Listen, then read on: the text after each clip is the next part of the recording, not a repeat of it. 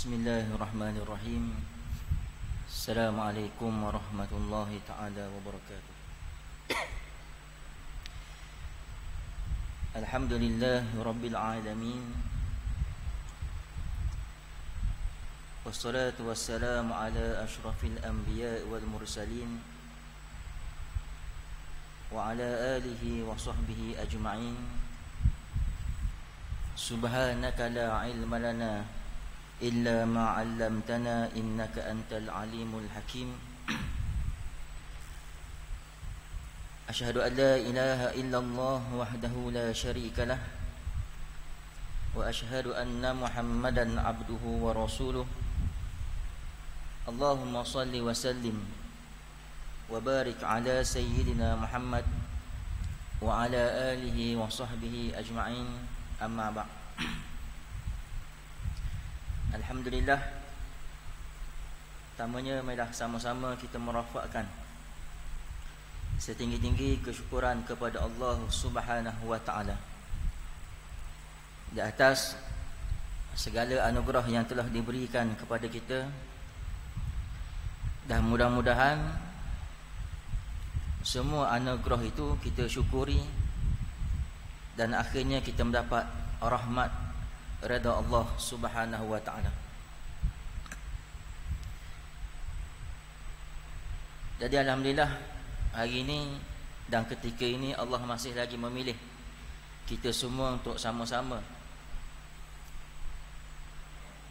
daripada kebanyakan manusia yang ada, untuk sama-sama kita mengimarahkan rumah Allah Subhanahu wa ta'ala. Sama-sama kita melakukan solat maghrib secara berjamaah.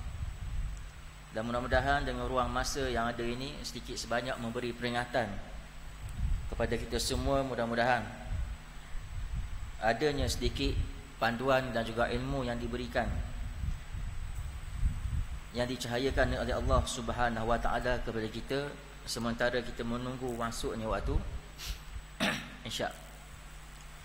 Jadi muslimin muslimat yang dirahmati oleh Allah Subhanahu wa ta'ala,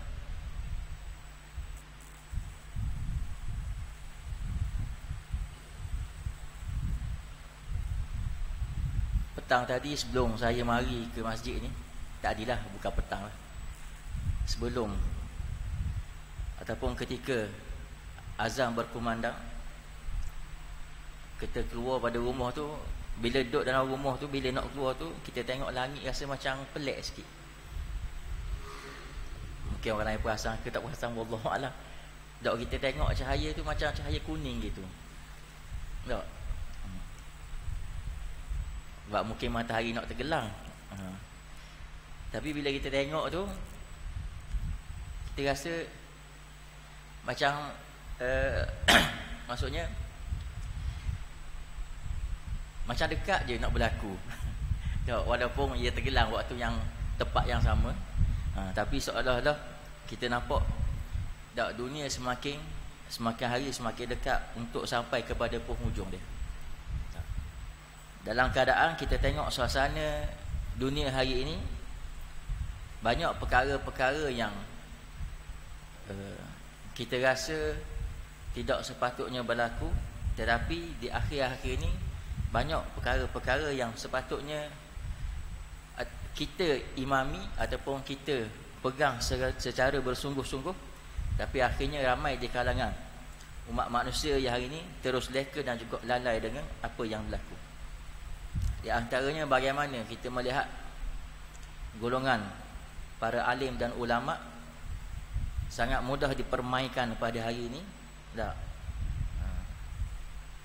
Dan ada kita tengok pendapat ataupun pegangan-pegangan yang akhir ini cuba nak mengelirukan dengan apa yang telah kita pegang selama mana kita belajar, dan sehingga hari ini kita berpegang dengan ahli sunnah wal jamaah.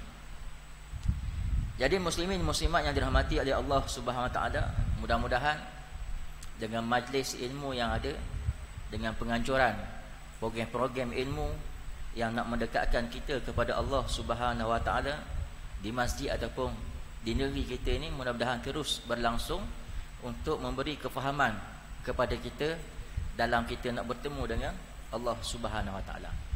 Dan hari ini kita tengok satu fenomena ataupun satu perkara yang sangat-sangat baik, iaitu satu ataupun kita sebut macam satu program lah. Tak, solat subuh macam Jumaat. Tak, hari ni walaupun perkara ni kita tengok pada awalnya diketengahkan oleh seorang artis Malaysia, iaitu Alif Sata. Tak, dia buat program solat subuh macam Jumaat. Nampak macam barang je dulu, tapi dengan ialah mungkin pelibatan artis, influencer dan sebagainya, tak, mereka yang ada nama ni menjadi satu sambutan yang sangat baik. Tak, sampai hari ni kita tengok banyak yang buat. Baru ni di masjid di Kuala Nerus, tak, geng RSZ, kita tengok penuh macam Jumaat sungguh, ataupun lebih baik pada Jumaat. Tak, di bawah ni di mana kita baca satu berita, jemaah masjid tu pada waktu subuh 12,000. Siapa solat subuh terpaksa dibuat 2 kali sebab tak muat masjid. Tak, ini satu benda yang kita tengok baguslah untuk meramaikan manusia ke rumah Allah Subhanahu Wa Taala.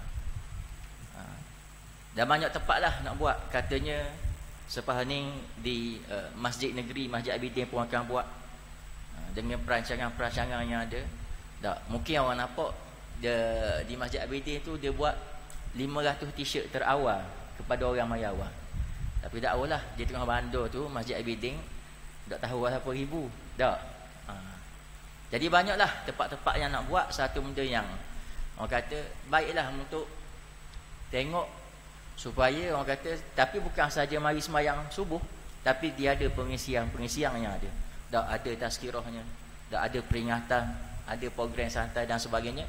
Ini nak memenuhi, orang kata, di ruang masa yang ada tu diisi juga dengan perkara-perkara ataupun program-program yang baik. Di samping tak, kita menggalakkan kita semua ni bersolat jemaah di masjid. Kalau masjid kau ni siapa belakang atas berapa ribu boleh muat? Boleh? 1,500. Kalau kena macam masjid itu 12,000, berat agak ni, habis parking 4 semayang belaka, 4 parking tak ada. Tapi ni satu perkara yang kita tengok, yelah baguslah dok. Mana kita pun kejut kalau kita sebut geng-geng RSZ ni, mungkin orang kata mak rempit lah. Tapi buat di Kuala Nerus bawah ni alhamdulillah penuh tak masjid. Dia ada pengisian dan sebagainya. Mungkin ada pula solat solat maghrib macam Jumaat. Tak, macam-macam lah kaedah ataupun cara nak mendekatkan orang kepada rumah Allah Subhanahu Wa Taala ni. Dan di Batu Buruk pun mungkin kata nak buat kot. Saya dengar dah bunyi-bunyi tu nak buat. Tak, insya-Allah kalau ada tu kita pakatlah. Tak, untuk sama-sama meramaikan rumah Allah Subhanahu Wa Taala. Subuh macam Jumaat, Jumaat macam solat fardu. Dan hari ni pun alhamdulillah kita tengok satu pendekatan yang baik, walaupun perkara ni dah ada pada sebelum ini, iaitu berkenaan dengan penutupan dan permis jual makanan ni. Dan hari ni kita tengok satu penegasan yang dibuat oleh kerajaan negeri supaya kedai makan ni tutup pukul 12.30. Sebab ada di kalangan orang kita, orang Melayu Islam, yang pukul 1 tu duduk kedai makan je. Tak, sepatutnya tak duduk dalam kedai makan. Tak, kena pergi masjid. Tapi masih ada, terutamanya anak-anak muda. Tak. Ni satu benda yang kita sebut satu perkara yang tidak sepatutnya berlaku kepada umat kita. Tak, kepada masyarakat kita yang mengaku beriman kepada Allah Subhanahu Wa Taala. Jadi satu penegasan yang dibuat oleh MBKT berkenaan dengan premis yang jual makanan sebagainya, premis orang Melayu ni kena tutup. Dan adalah beberapa syarat yang dinyatakan dalam notis tersebut. Jadi perkara-perkara ini adalah untuk orang kata memberi kefahaman dan juga memberi kesedaran kepada kita supaya sentiasa untuk dekatkan diri kepada Allah Subhanahu Wa Taala. Ni dok kadang-kadang pukul 1 macam saya sebut adalah ada lagi duk kedai makan. Dok. Sepatutnya duduk masjid dah. Walaupun kita tengok di masjid-masjid ada yang kalau masjid yang ada wakaf, orang dengar khutbah tu ada lagi duk lepak di wakaf-wakaf tu. Tapi paling tidak jangan duduk kedai makan. Tak. Dan sepatutnya masuklah. Dan hari ini pun kita tengok bagaimana satu penguatkuasaan yang dilaksanakan supaya kita ni, terutamanya orang lelaki lah, berkenaan dengan Jumaat. Tak, supaya ada di masjid, bukannya berlega di tempat-tempat awam. Kalau kita ada anak, kena pastikan anak-anak kita pun tidak berlega di tempat-tempat yang orang kata yang tidak sepatutnya. Dan juga kita tengok suasana yang ada hari ni di tempat-tempat awam terutamanya, supaya kita masyarakat yang hidup secara orang kata berjiran, tak, saling nasihat menasihati, supaya kalau kita tengok perkara-perkara yang tidak sepatutnya berlaku, supaya kita dapat tegur di antara satu sama lain. Tak, baru ni satu apa ni, squad Amal Ma'ruf Kuala Nerus telah menangkap satu pasangan yang buat perkara yang tidak sepatutnya dalam sebuah kereta. Tepi jalan pula. Tak. Lelaki pula sudah berkahwin, perempuan bujang. Tak. Jadi perkara-perkara ni kita ambil cakna kita semualah. Tak. Supaya perkara-perkara ini tidak berlaku. Perkara-perkara seperti ini tidak berlaku kepada masyarakat kita. Kalau kita kawasan-kawasan ni kalau sebelah Batu Buruk ni, mana Patah Batu Buruk? Tak, di sebelah Legong. Legong pula dia banyak kawasan. Kalau sebelah Masjid Terapung ataupun belakang tu dia kawasan-kawasan yang gelap. Tak.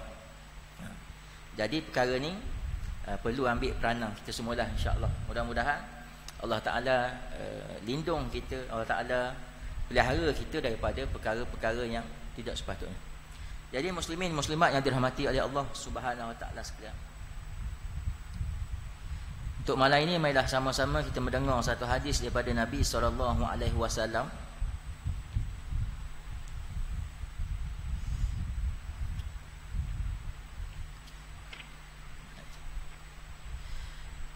Yang berbunyi, a'udzubillahi minasyaitonirrajim. An Abi Umamah qala rajulun ya Rasulullah mal iman, qala iza saratka hasanatka wa sa'atka sayi'atuka fa anta mu'min, qala ya Rasulullah famal ithmu, qala iza haka fi sadrika syai'un fada'hu. Satu hadis yang pendek yang bermaksud daripada Abu Umamah. Katanya seorang lelaki telah bertanya kepada Rasulullah sallallahu alaihi wasallam, apakah iman? Maka Nabi sallallahu alaihi wasallam menjawab, jika amalan kebajikanmu mengembirakanmu dan dosamu menggusarkanmu, maka kamu adalah seorang yang benar-benar beriman. Dan dia bertanya lagi kepada Nabi sallallahu alaihi wasallam, ya Rasulullah, apakah dosa? Nabi menjawab, jika timbul dalam dirimu sesuatu keraguan, maka tinggalkanlah. Hadis riwayat Ahmad. Jadi apa yang saya nak kaitkan hadis ini dengan apa yang kita sebut pada permulaannya tadi? Tak.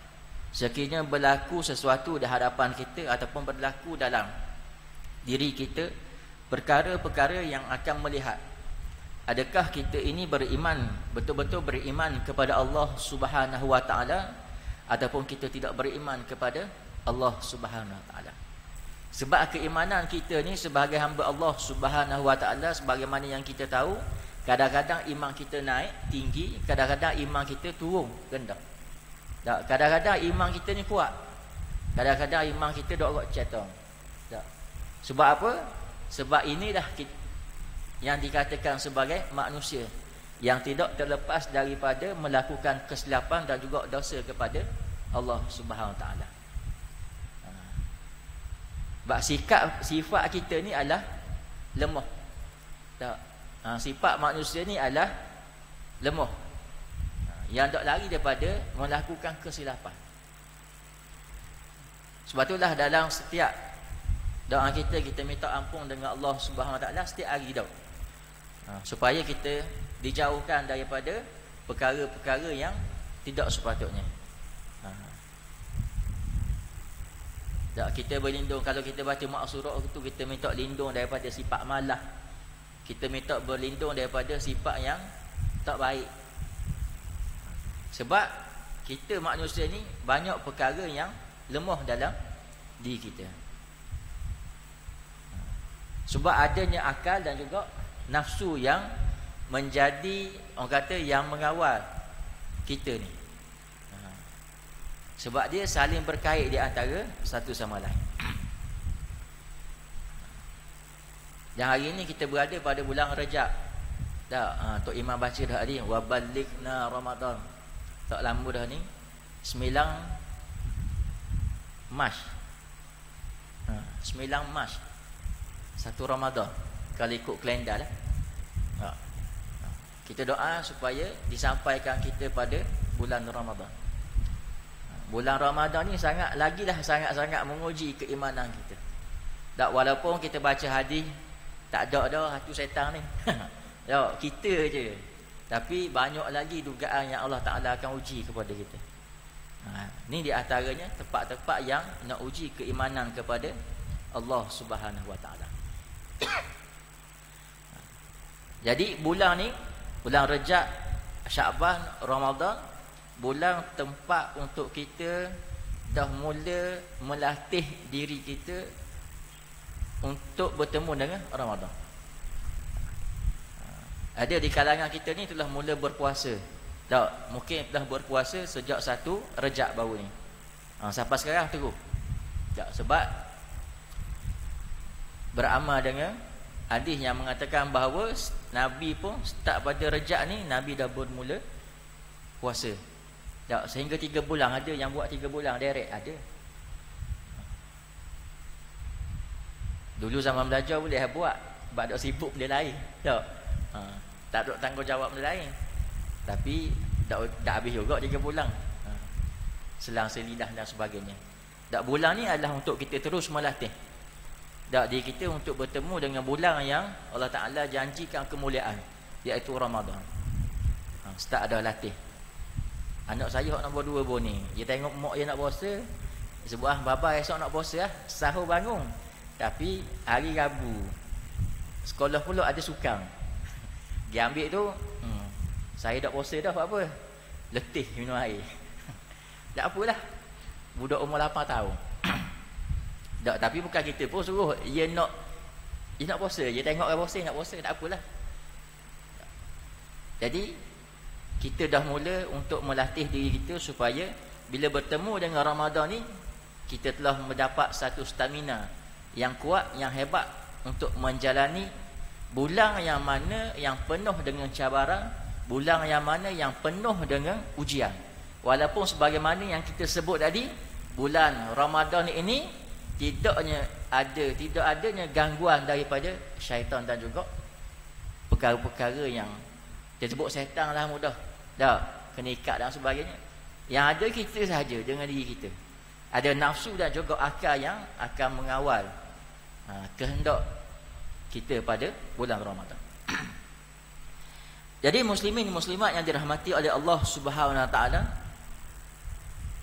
dalam hadis ini Nabi nak menyatakan ciri yang istimewa yang ada pada orang-orang yang benar-benar beriman, iaitu memiliki naluri yang sangat halus dan teliti, tak kala dia berasa senang hati dan sukacita dengan amalan ketaatan yang menghubungkannya dengan Allah Subhanahu Wa Taala.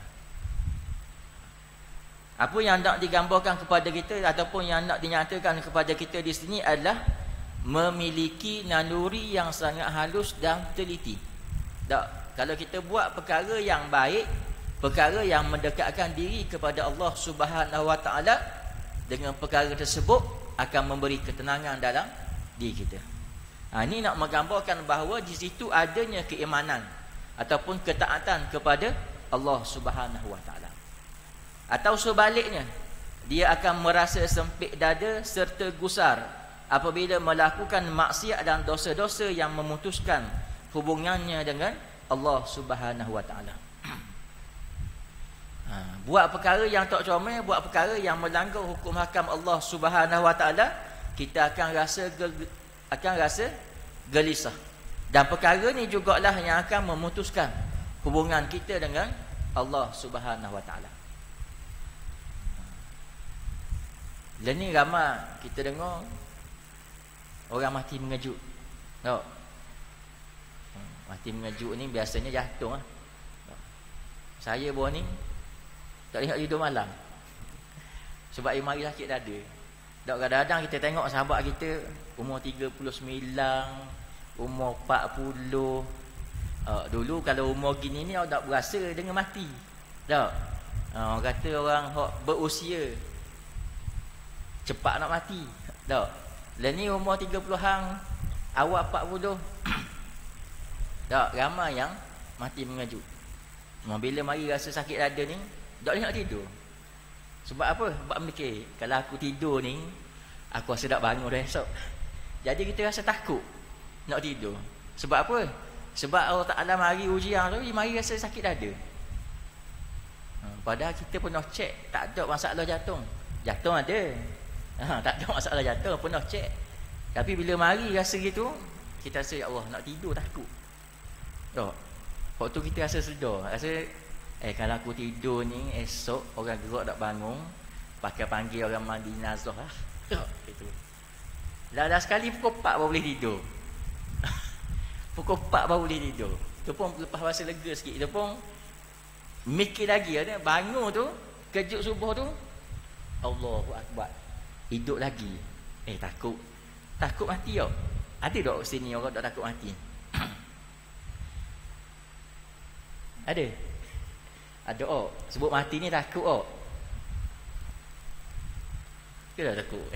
Ya tak tak takut ni. Sebab kita rasa bila kita mikir mati ni, rasa macam tak cukup je amalan aku. Tak?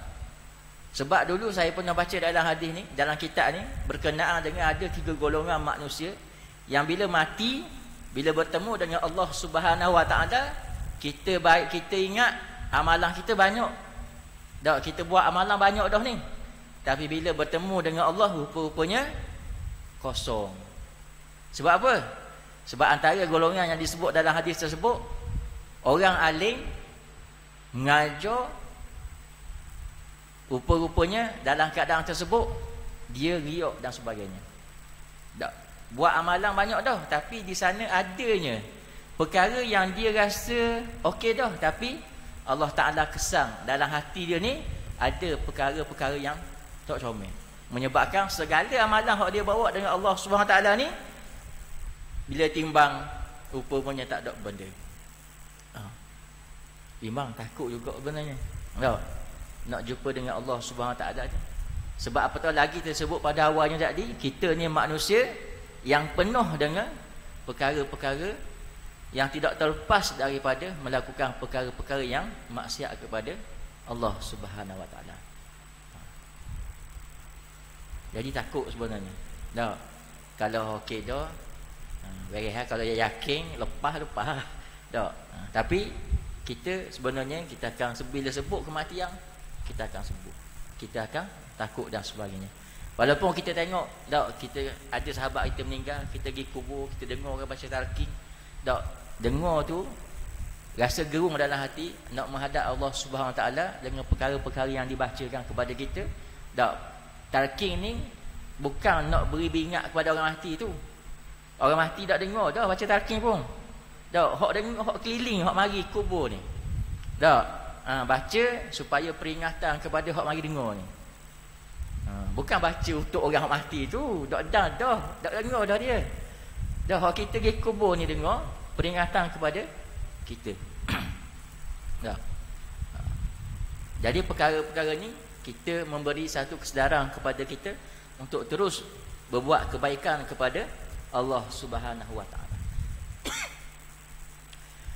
Bahkan seorang mukmin akan merasai lapangnya hati dengan kebaikan, tenang dan cenderung kepadanya.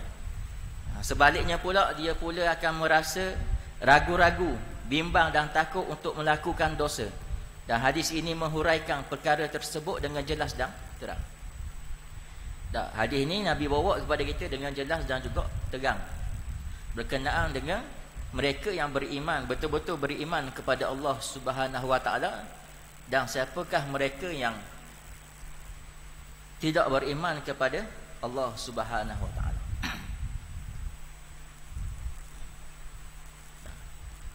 Dan bulan ni juga bulan Rajab,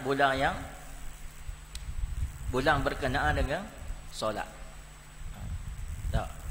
Jadi sama-sama kita perbanyakkan amalan solat sunat. Hak wajib 5 tu dah. Perbanyakkan amalan solat-solat sunat yang ada untuk kita tambah pahala di sisi Allah Subhanahu wa taala.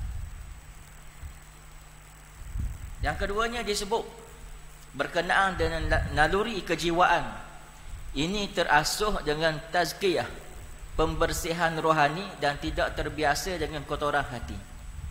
Allah menyebut hal ini dengan jelas dalam Al-Quran, seperti mana firman Allah Subhanahu wa taala, a'udzu billahi minasyaitonir rajim, wa nafsin wa ma sawwaha fa'alhamaha fujuraha wa taqwaha. Demi diri manusia, dan ada yang menyempurnakan kejadiannya dengan kelengkapan yang sesuai dengan keadaannya, serta mengilhamkannya untuk mengenal jalan yang membawanya kepada kejahatan dan yang membawanya kepada bertakwa kepada Allah Subhanahu wa taala. Sebagaimana yang kita sebut tadi, adanya akal dan juga nafsu yang akan memandu kita, sama ada kita memilih jalan yang memberi kebaikan dan juga jalan kejahatan. Kenapa? Kerana sifat kejadian kita ni Allah Ta'ala jadikan dua perkara yang berlawanan. Adanya kebaikan, adanya kejahatan. Adanya syurga, adanya neraka.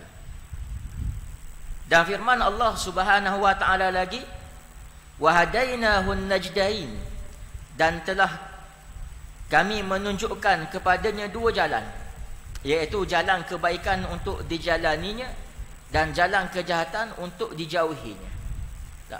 Allah Ta'ala bagi dua pilihan kepada kita manusia ni. Satu jalan kebaikan untuk kita jalaninya, dan satu jalan kejahatan untuk kita jauh. Jalan baik Allah Ta'ala suruh kita teruskan berjalan. Dengan panduan daripada Al-Quran dan juga hadis Nabi SAW, kita pegang waktu, kita pandu jalan kita untuk menuju kebaikan dan ketaatan kepada Allah Subhanahu Wa Ta'ala. Dan jalan yang kedua disebut dalam ayat ini adalah jalan kejahatan, supaya Allah buat jalan ni supaya kita jauh, bukan kita ikut. Kita nampak dah perkara yang di hadapan ni nak tuju kepada perkara kemaksiatan kepada Allah, kita pilih jalan kebaikan. Jangan turut jalan kejahatan. Antaranya orang kita tengok depan kita ada manusia yang menghina ulama, para alim ulama. Jangan turut, kita cari jalan yang mereka yang menyokong kepada ulama. Hari ni ada kita tengok satu video orang soal Ustaz Azhar berkenaan dengan sains. Sebab ada satu hamba Allah ni, dia kata sains ini adalah sihir. Mungkin di kalangan ahli jemaah pun ada tengok video di TikTok dan sebagainya. 1 tambah 1, ya, dia sebut 1 tambah 1 2. Kita diajar 1 tambah 1 adalah 2. Dan diyakini, yakin bahawa 1 tambah 1 tu 2. Betul ke salah? Memang kita belajar matematik ke daripada kecil tau. Mana keluar perut mak tu 1 tambah 1 memang 2. Tapi dia kata biiznillah. Saya terbacalah komen-komen bawah tu. Dia kata kalau bawa orang gini kedai, pergi makan nasi lemak RM5 sepinggang, ia wis 100, tuan kedai tu balik RM1. Ajar je balik RM1. Kalau dia kata apa balik RM1? Biiznillah, dengan izin Allah. Banyaklah komen-komen tu. Tak. Dia kata sains ni adalah sihir. Jadi banyaklah orang duk bahas dalam video tu. Cuma jawapan Ustaz Azhar ni mudah je.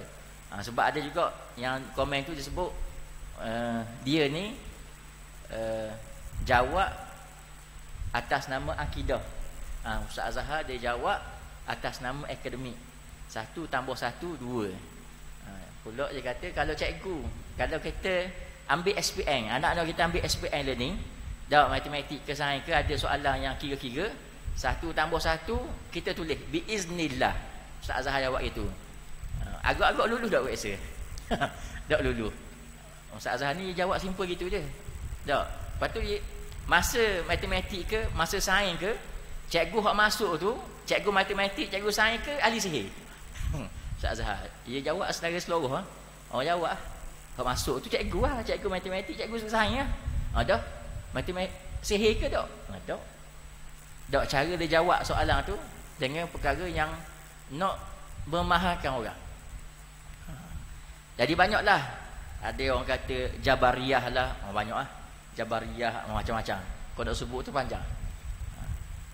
Yang sebenarnya yang fahaman-fahaman inilah akan memberi kesan kepada golongan yang tidak mendalami sesuatu. Dia dengar. Kadang-kadang orang yang sebut ni ustaz yang ada nama gamer, pakat dengar lah. Sedangkan perkara tu perlu dihalusi dan didalami supaya tidak berlakunya kekeliruan dalam kita meletakkan ketaatan kepada Allah Subhanahu Wa Taala. Dan Allah Taala berfirman lagi, Inna hadainahu sabila imma syakiran wa imma kafura. Kerana keadaan itu tidak mencukupi, maka sesungguhnya kami telah menunjukkan kepadanya melalui akal dan juga Rasul Nabi SAW akan jalan-jalan yang benar dan yang salah, maka terserahlah kepadanya. Sama ada dia bersyukur dengan beriman dan taat, ataupun dia berlaku kufur dengan mengingkari kebenaran atau menderhaka kepada Allah Subhanahu Wa Taala. Allah Taala sebut untuk menunjukkan jalan kebenaran ni, Allah Taala bagi akal dan juga Nabi SAW. Maksudnya Allah Ta'ala bagi akal yang waras untuk berfikir, dan juga dengan panduan Nabi SAW, dengan sunnah yang telah ditinggalkan oleh Nabi SAW kepada kita, sama ada kita nak ikut ataupun kita nak kufur dan mendahaka kepada Allah dan juga Rasul SAW. Pilihan ada dalam tangan kita.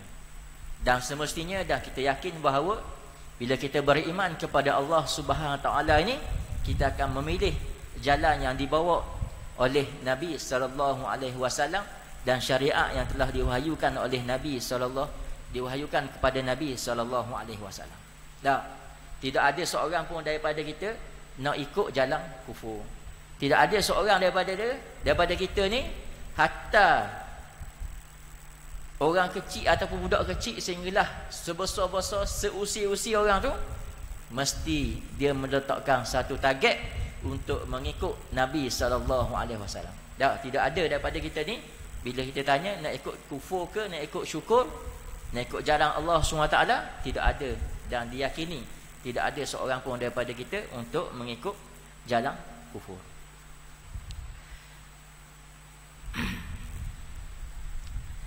Dan Nabi juga menyebutkan hal ini dalam beberapa hadis yang lain.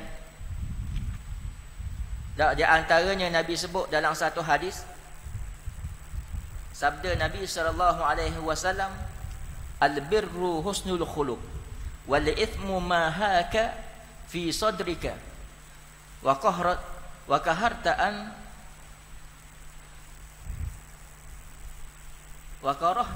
an yatalli'a alaihin nas.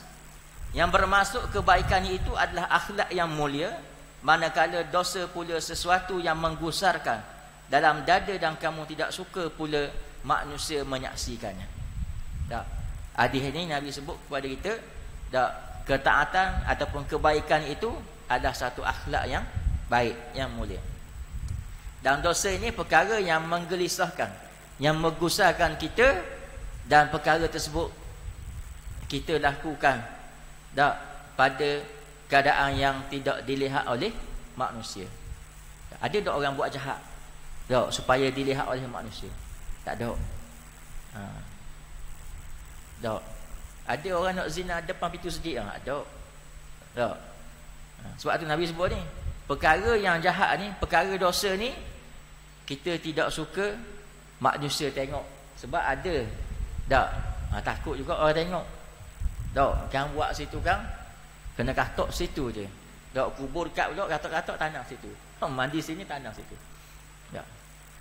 Perkara baik, tak, perkara yang menggembirakan manusia. Dan perkara dosa ni, tak, perkara yang menggelisahkan kita. Tak, kadang-kadang orang ni, yalah kita tak tahu macam mana perasaan. Kalau kita tengok dah, orang nak curi piti sejik contoh, dalam keadaan dia nak curi tu, tak, agak-agak hati tu gembira ke gelisah? Masuk sejik, ye, aku nak curi, ada. Tak, suka nak curi tak ada. Tapi keadaan dia tu nak mencuri duit masjid, tak, tengok belakang, tengok kiri, tengok kanan. Dalam keadaan tu diri dia gusar, gelisah. Sebab apa? Sebab perkara ni adalah perkara yang bukannya ketaatan, perkara maksiat kepada Allah Subhanahu Wa Taala, tak, yang dia pun sendiri tak suka manusia tengok. Baru ni di masjid kebaikan, tak, walaupun RM30 je kena di tahu masjid tu, RM30 je curi. Siapa ke mahkamah 8 bulan penjara. Kalau kita mikir ya RM30. Tapi bila sabit, bila sabit di mahkamah 8 bulan penjara, tak padang. Ya, satu sebab melibatkan harta orang ramai, duit masjid. Kalau curi rumah kita RM30, mungkin kita tarik mula tak apalah, RM30. Mungkin ada orang cakap gitu. Tapi bila curi duit masjid, sabit kesalahan, 8 bulan penjara. Ada cara ada ni. Tak. Jadi muslimin muslimat yang dirahmati oleh Allah Subhanahu Wa Taala sekalian, perkara ni perlu kita ambil perhatian sungguh-sungguh supaya dalam keadaan diri kita ni sentiasa dalam keadaan yang gembira dan juga dalam ketaatan kepada Allah Subhanahu Wa Taala. Bila ada sesuatu perasaan yang gelisah, yang rasa nak buat sesuatu tu rasa macam tak gembira, kembalilah kepada Allah Subhanahu Wa Taala. Jadi bila kita sebut dan kita baca ayat-ayat Allah Subhanahu Wa Taala dan juga hadis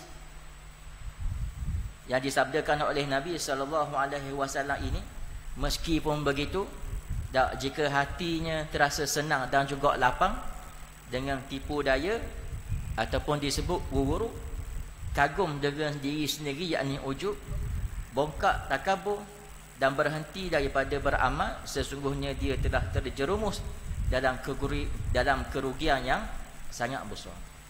Dan ada pun jika rasa gondahnya menyebabkan dia ditimpa rasa sempit, kecewa dan juga berputus asa daripada rahmat Allah, maka sesungguhnya dia telah terpesong dan juga menyeleweng.